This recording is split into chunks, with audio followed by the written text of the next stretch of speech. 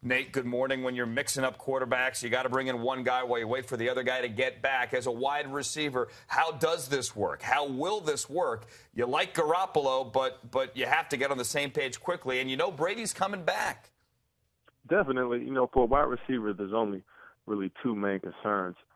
One is the playbook going to change? Do you have to make an adjustment? You would hope not, because if the coach has to change, how the plays are called, then that's really going to limit and kind of stifle, what you can do on the field as a wide receiver. So you hope that Garoppolo is going to come in and be able to pick up where Brady left off. And obviously, I think we all know that when it comes to Brady's intellect and how he approaches the game, there's not many that can match that and parallel that. So that's going to be a concern. And then secondly, when you do run the routes, when you're at the top of the route and you whip your head around looking for the ball, you want to kind of figure out the trajectory of the ball and how that ball is going to come to you. And that's a big deal. When I played in Detroit, we had Matt Stafford, and then Sean Hill came and played, and then Drew Stanton came and played. And that was in one season where we had three different quarterbacks, and they all had very different throwing styles. And I'm not saying one is better than the other, but we all know Matt Stafford has a lot of velocity on his ball, and then Sean Hill comes in. He throws more of a ball that is easier to catch. So you have to understand the timing of the quarterback. And when it comes to young guys, it's not a big deal because young guys haven't had as many reps. So all you know is the second-string quarterback or the third-string quarterback coming in to play for you.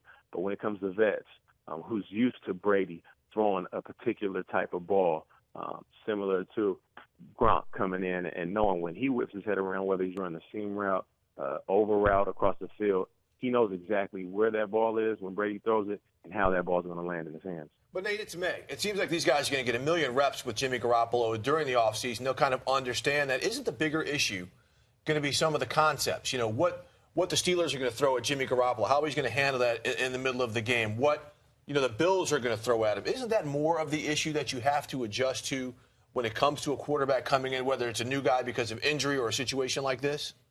Yeah. Once again, it's a great point. Is the quarterback going to be able to pick up the offense? I don't care if it's first string, second string, or third string. When I was in Detroit, we didn't change our offense. Linehan said, listen, I don't care who our quarterback is. We're going to go out and run the same plays. The same situation happened in the Minnesota Vikings era when I played there as a young wide receiver, and Dante Culpepper got banged up, and then came Sean Hill, even in Seattle, when Matt Hasselbeck got banged up, and then came Seneca Wallace. We didn't change things, and that's music to our ears as wide receivers. For lack of better words, you don't want to dumb down your offense, because if you dumb down your offense, that's basically going to make it vanilla, black and white, and that gives the defense an advantage. What makes the Patriots so special is that everybody is on the same page. Everybody, runs this offense at a very high pace. It's a well-oiled machine, and you want to keep that same pace. Now, it depends if he's going to be suspended for 4 games or if it's going to be dropped down to 2. Within those 4 or 2 games or whatever the case is, can that quarterback come in and do exactly what Brady has been doing from an intellectual standpoint? And can he grasp the playbook enough that when he steps on that field, everybody doesn't feel the drop-off? You still feel like this is a well-oiled machine that we have known the New England Patriots to be. Nate, I don't think, by the way, that we've heard from you since this whole thing went down. What do you think of 4 games? I know you just said you think it may get dropped down to 2, but what do you think of the 4 initially? Yeah, I just know that they're going to appeal it. I know that there's a lot of people saying that the penalty is harsh, and there's been comparisons to some of the off-the-field incidents that have been going on. Do you think it's too harsh, though? I think it's fair. I think it's fair. A lot of people are saying, well, domestic violence compared to this, listen, I don't want to say one thing is more harsh than the other. But I do know this. When it comes to having an advantage on the football field, you're going to have to figure out a way to make people pay for, different things they do on the field. So if they had some type of advantage, which it seems like Brady was aware of and some other people were aware of in that organization, you're going to have to give their opponents the advantage coming up in this next season. I don't really care about the money. This is a very good money-making machine like we know the NFL to be. But what they did, they said, you know what, you did have an advantage. I don't think they necessarily needed it, but they did have an advantage. So you know what, we're going to give teams an advantage the first 4 games of the season.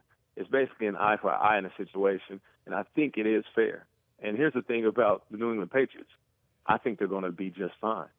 They are that talented, and I think that it's the next man up mentality. And even though nobody feels like there's a quarterback that can come in and replace what Brady brings to the table, Belichick and the way they run things, they have everybody prepared.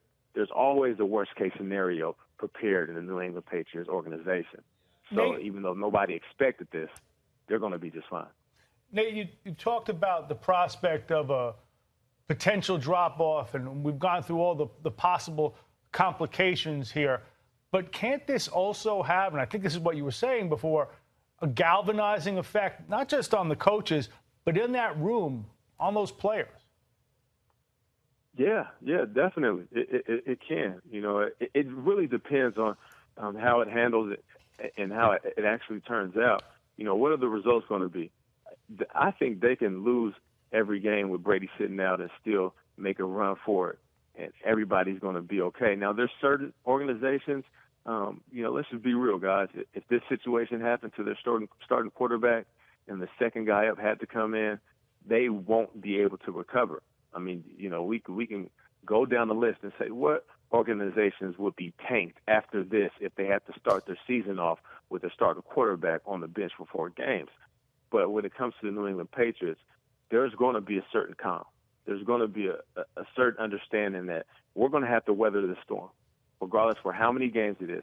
And to be honest, everybody else is going to have to step up. And they do have enough veterans. This isn't a young team we're talking about, guys. So they have big-time playmakers that are now established veterans. Gronk is an established vet. They have receivers that are established veterans.